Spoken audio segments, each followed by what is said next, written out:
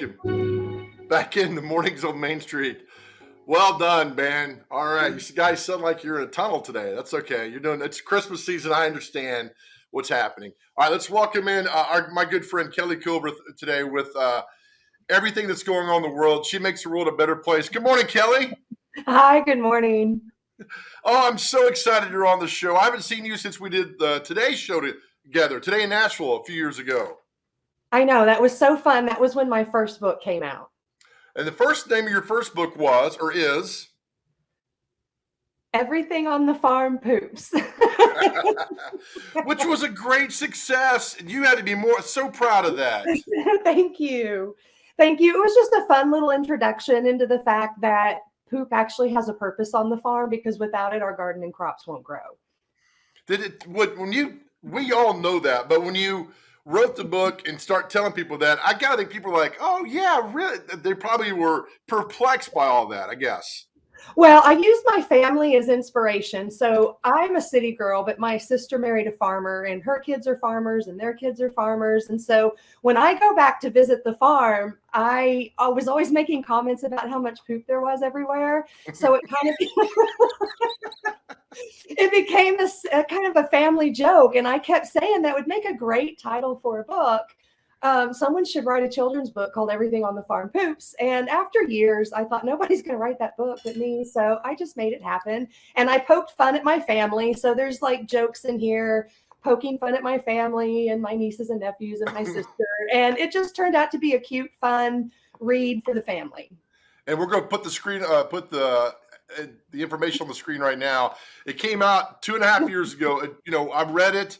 It is truly funny. And it's also informational because we all laugh at this and the kids laugh at it too. And so some people don't want to laugh, but I think it really opened the eyes of kids and parents. Just like, you know what, let's read this and laugh about it. Yes. And kids love poop anyway, so we might as well teach them the positive things about poop. Because it's kind of gross and, so let's laugh at it for its good purposes. Right, and I love the illustrations. And we're going to talk about your second book in just a second, though. But the illustrations in your first book, they were fantastic, Kelly. So kudos to whoever did those. That was so good. Oh, Dan Tran, he's in Vietnam. I found him on the internet.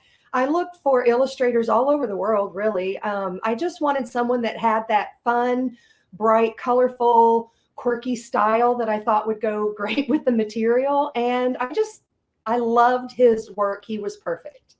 And there it is, everything on the poops, everything on the farm poops. And I laugh at it because when you came on the show, that when we did the Today show, we all couldn't stop laughing. And that's the point of all this.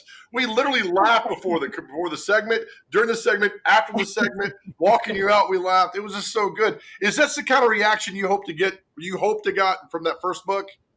I always love that reaction. I wrote the book laughing while I was writing, and I envisioned parents and their children laughing. And so I didn't want to take anything too seriously. I just wanted it to be fun. And then, so we now have book number 2, Poop on the Potato Farm. Yes. All right. How did we come to this book? How were you able to build off the first book into this book? All right. So this book is actually more informative. My niece married an Idaho potato farmer. And when they were home visiting one year, he was talking about how he started a secondary business on the side as a poop spreader. And I thought, oh my gosh, I'd already written my first book. I was like, that's a book that's just begging to be written. You're a poop spreader. So is he a politician? No. Okay. All right. Sorry. They're closely related. No. Now no politician will buy my book. All right. So he's a poop spreader, and then you were just amazed?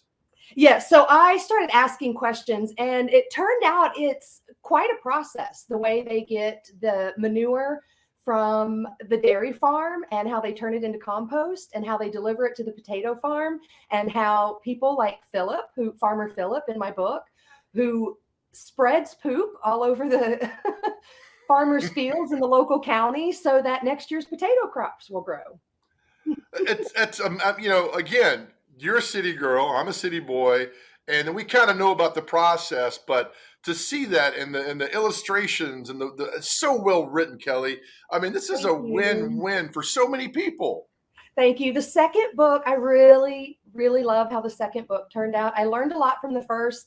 I talk about the first book was like going to college, and then I took all the knowledge that I learned from that process and I tried to improve upon the process with my second book on writing the story, on how I illustrated, even down to, how I'm going to market the book and the direction that I'm going to take for my third and fourth and future books, because I have so many ideas. I don't know that I could ever write them in my lifetime, but I truly enjoy the whole process of writing the books. I did a book reading with some third graders a few days ago, and it lit up my spirit. It was so much fun that I can't wait to do it again.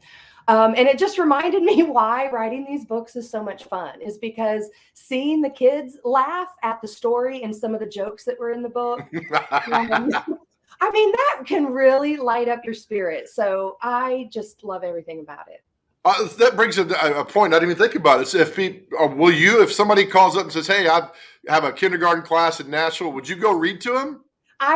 Yes, my goal in the next year is to reduce my work schedule so that I can make time for fun things like that. So I'm going to start adding 1 or 2 days a month where I do fun things with my book. And yeah, so we'll see where that journey takes me.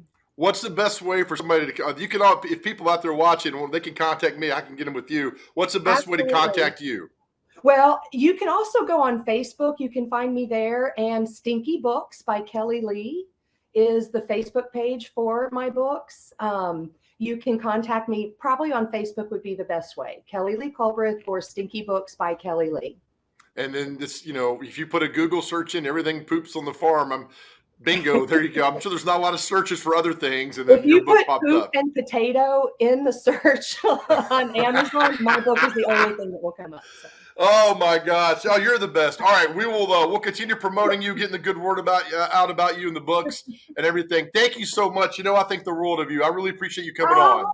I adore you too, Joe. So thank you for having me. All right, have a good day, Kelly. We'll see you soon. Bye bye. All right, Kelly Lee Culbreth, and there's the books that she's written. And I'm fascinated by people who have written books because we talk about it. I've talked about it for 20 years, and you just never make that next step. And the people that have done it to the next step, she talked about the marketing, the illustration, the writing, the ideas, and put it all together. She did it, and that's a tribute to her right there. For that's so wonderful, so wonderful. All right, coming up next, we'll talk to Terry McCormick from Titan Insider. Boy, do we have a lot to talk about with Terry. That's coming up next. You're watching Mornings on Main Street.